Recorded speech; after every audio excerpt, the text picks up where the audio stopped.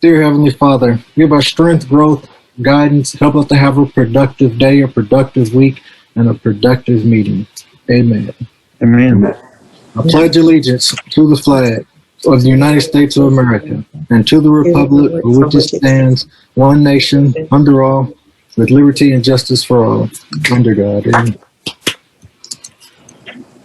Thank you, Toastmaster Barry Jackson.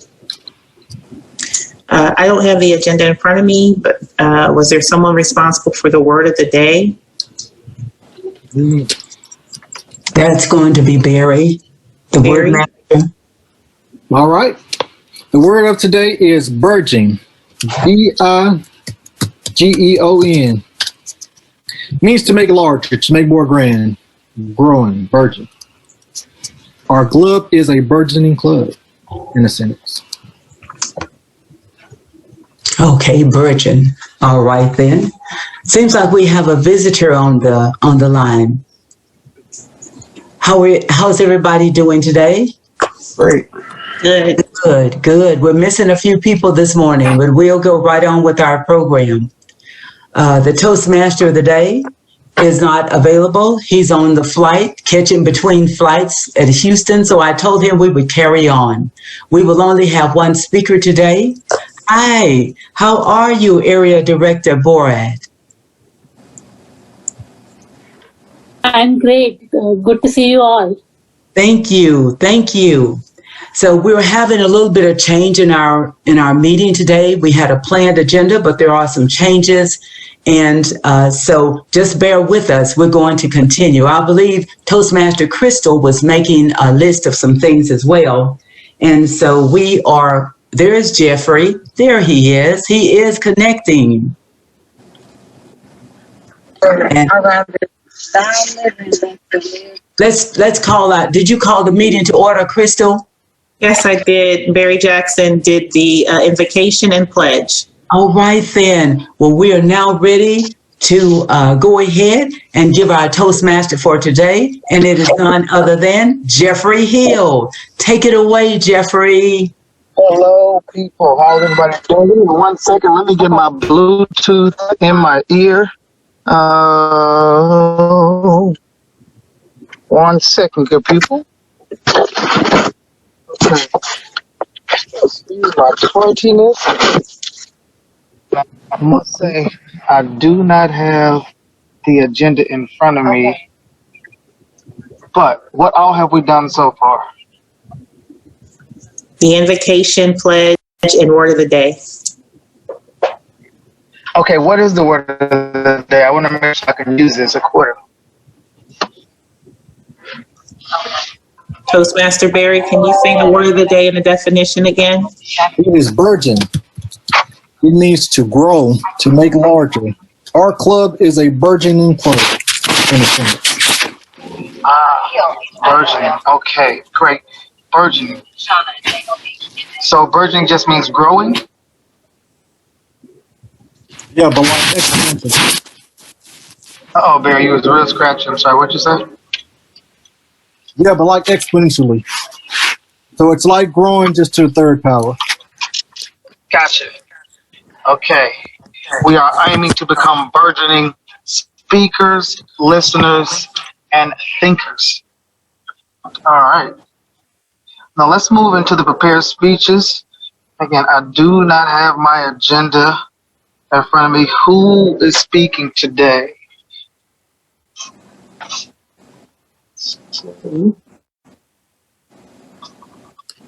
No, I thought it was Paige.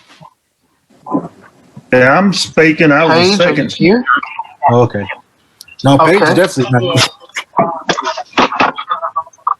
Okay. So how about this? Until I can get this agenda up, since Greg, you did say you were speaking, I am going Yes, sir. to make this meeting fluid, if you will. So please help me welcome GregFreeman to the virtual lectern. Greg, my apologies. I do not have your speech title in front of me, but I'm sure you are going to let us know exactly what it is. Please help me welcome Greg.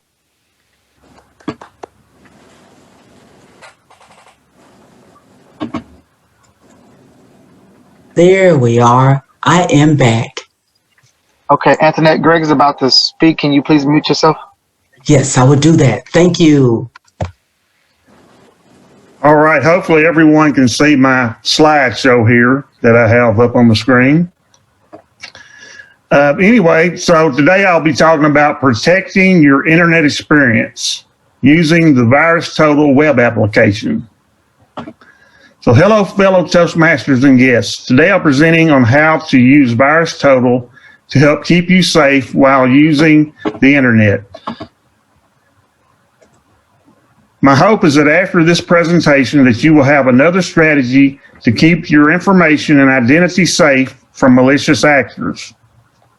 So what are some strategies that we can apply in order to keep us safe on the internet? One way to stay safe on the web is to avoid clicking malicious links. Another way to stay safe on the web is to not open files from unknown sources that contain malware, which can infect your computer. So you may ask, how can I determine if a link or file contains a virus or other malware? Before you click a link in an email or on a web page, you should examine the link to determine if it is safe. If you are familiar with the website that the link references, you will most likely be safe to click that link. However, if you don't recognize the website that the link is pointing to, it would be wise to check and determine if the site is safe. Nowadays, most browsers will provide some level of checking for you, but if you want to be more certain that your link does not point to a website that contains malware, then I recommend using VirusTotal to check the URL.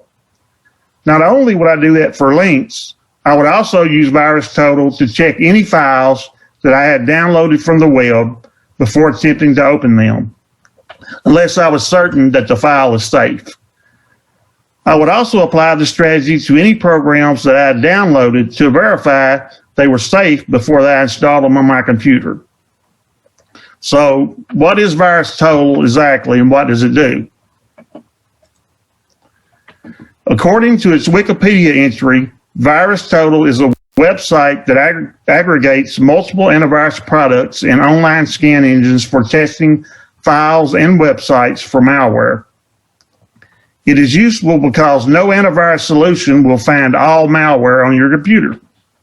Since it is impractical and frequently impossible for a user to install multiple antivirus products on their computer and to get them to work correctly together, VirusTotal is a good solution. VirusTotal is not installed on your computer, so it does not suffer from the issue with conflicting antivirus versions. You may be interested to know that the current version of VirusTotal uses 79 separate antivirus engines to check for malware and is completely free to the home user. You can access VirusTotal using the link listed on the slide. So let's check out the VirusTotal web interface. The VirusTotal interface allows you to upload a file for testing, enter a URL for testing, or enter an IP address or hash. VirusTotal will check any of those items for the presence of malware. Before I show examples of how VirusTotal is used to test for malware, I want to take a brief moment to talk about a good candidate for testing. Currently, the most common way that malware infections are spread is by phishing emails. I expect everyone on this call has received a phishing email at some point. Phishing emails normally contain links to malicious websites, but sometimes contain infected files. The email above is a good candidate for testing with VirusTotal. The links listed in the slide can be tested by copying and pasting their values into the VirusTotal interface. You can test any attached file by saving the file to your PC and then uploading it to the VirusTotal site as well. Now, let's move on to some examples of URL testing. On this slide, you can see that I'm testing the URL for the free Internet Encyclopedia, which is more commonly known as Wikipedia. So let's review the results of this test. As I expected, the results for Wikipedia came up clean. As you can see from the 0 in the circle, nothing was found. So let's move on to an example where I tested a website that I knew would contain malware and see the results and how they look different. As you can see in the circle in the screenshot, 12 antivirus engines detected that their website referenced by the URL was infected with malware. So it's a clear indicator. The things that are in red, the 12, it's just flashing a warning saying we have a problem we need to deal with. So how about testing a file? Let's check that out. This slide shows the results of a scan for a file that contained ransomware called CryptoLocker. In this instance, only 8 of the 79 engines detected the malware contained in the file. I expected that more than 8 of the 79 would detect the malware, but unfortunately it did not. This provides a good example of why a single antivirus solution cannot be relied on to find all malware. To summarize, to protect your internet experience, I recommend testing files and links, especially from unknown sources, before you click them. The links or files may appear in search results, a web page, or in a phishing email. If you will follow the strategy I outlined in this presentation, then your risk of being infected by malware will be greatly reduced. Thank you, Mr. Toastmaster. All righty, Greg, thank you for that speech. I actually had the pleasure to pull up that link as you were talking. I can definitely see myself using that link quite often in the future because, as you stated, it's not uncommon to receive an email or some type of phishing strategy out there. And I think now that stuff is starting to, hit an all-time new high, if you will. All righty. Now, let's move into the Topics Master portion. This is our better thinking portion of our meeting while we are allowing our evaluation team to get prepared. And to help me in this particular session, which is one of my most favorite things to do, is think on my feet or on my butt nowadays, because that's how Zoom is. Please help me welcome our distinguished Toastmaster, Miss Antoinette Mitchell, to the virtual lecture. All right, just a minute. There I am. All right. Welcome, guests, and welcome, fellow Toastmasters. These topics are just out of the box. You don't know what they are. It's like you pull them out. No one is going to know exactly what I'm going to ask. I like this. It's a surprise response. Get ready. Put on your listening ears. You will speak for at least 2 minutes, 1 to 2 minutes, and the timer will put up that the green for the 1 minute and the 2 for the 2 minutes.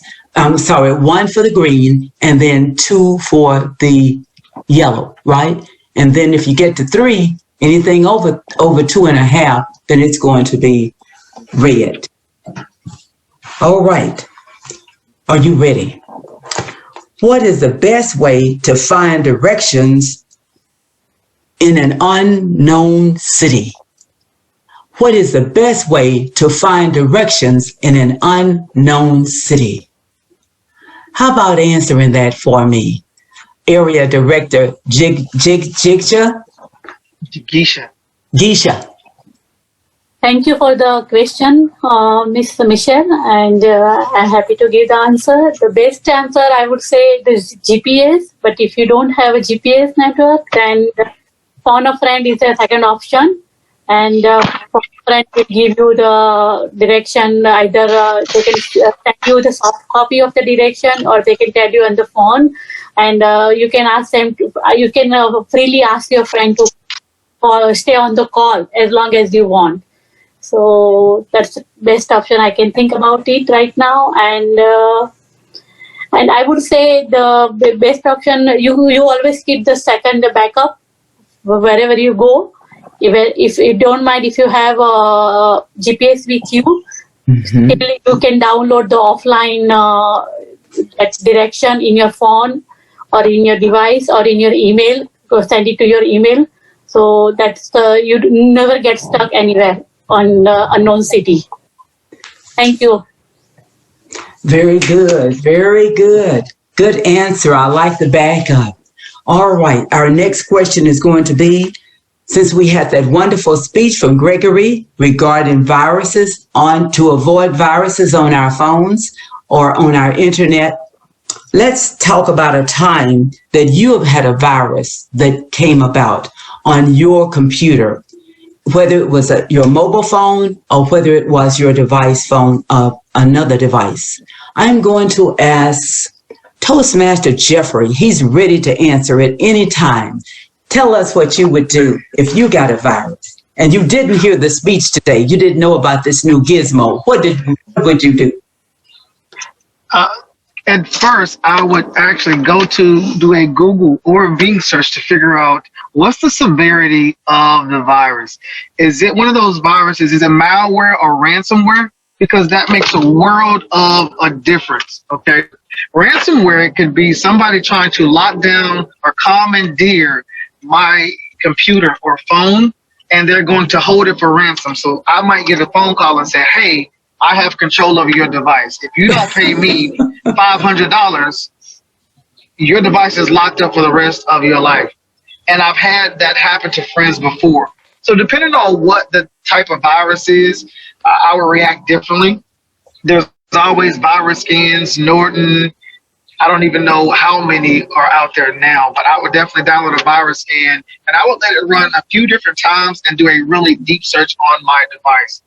Because viruses can be embedded in different programs, they can be on web links, they can be in different files. So you just never know where one could be lurking. I would definitely try to exhaust every resource I can before I have to go out and purchase a new device. Thank you for the question. All right. Good answer. Toastmaster Clint Copeland. Oh, I called out your name first. It's not going to be a surprise for you. But anyway, I called your name, but you don't know what the question is. Let's talk about the why you joined Toastmasters. Why did you join Toastmasters? Toastmaster Clint Copeland. Unmute your phone.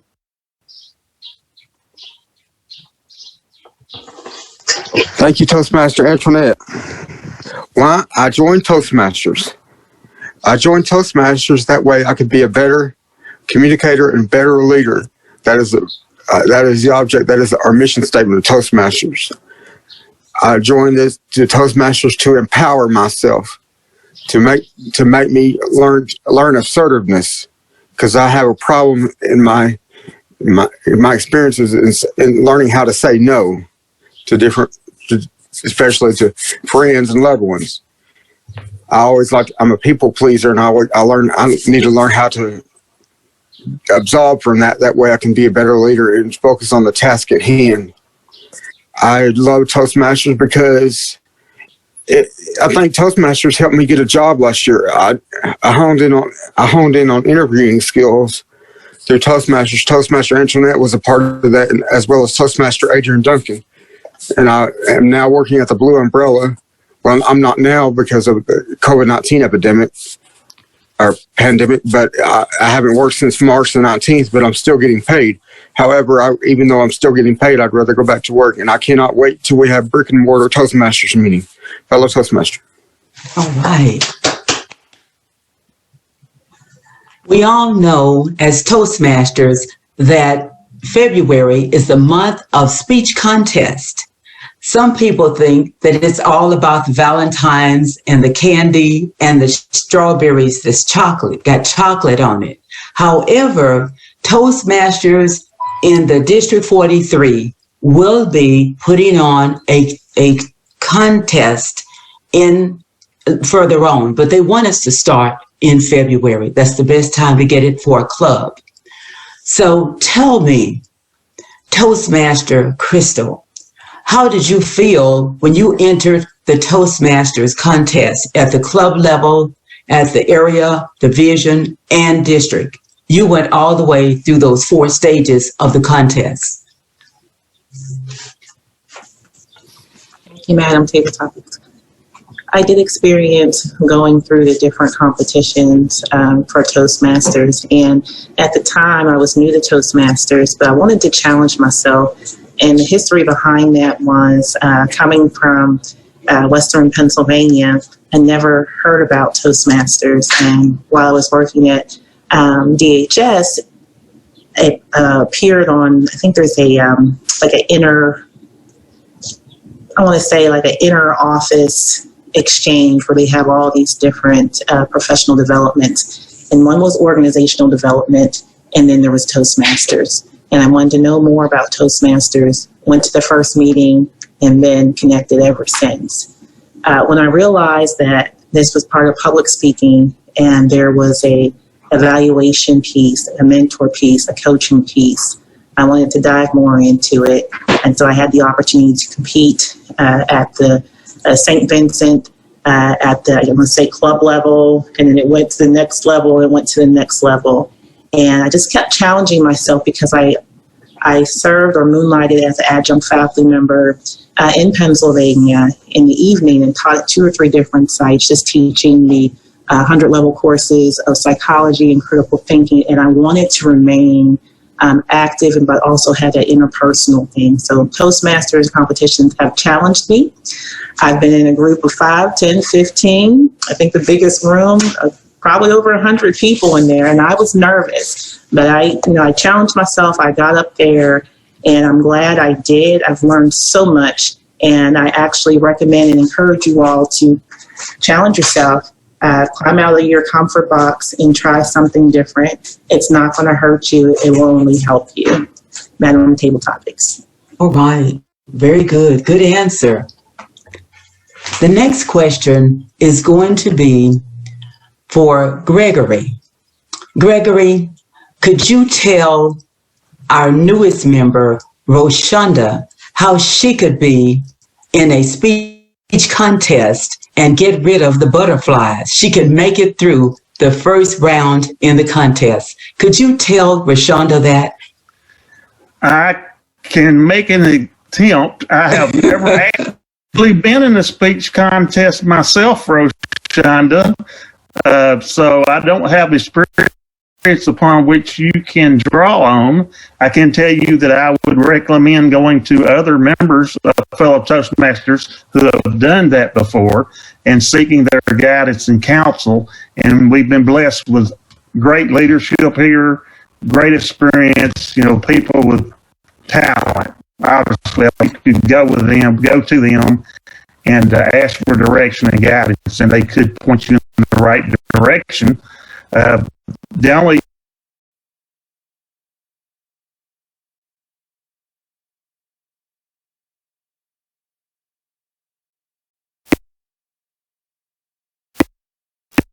be confident, be calm, be yourself, and you'll do great.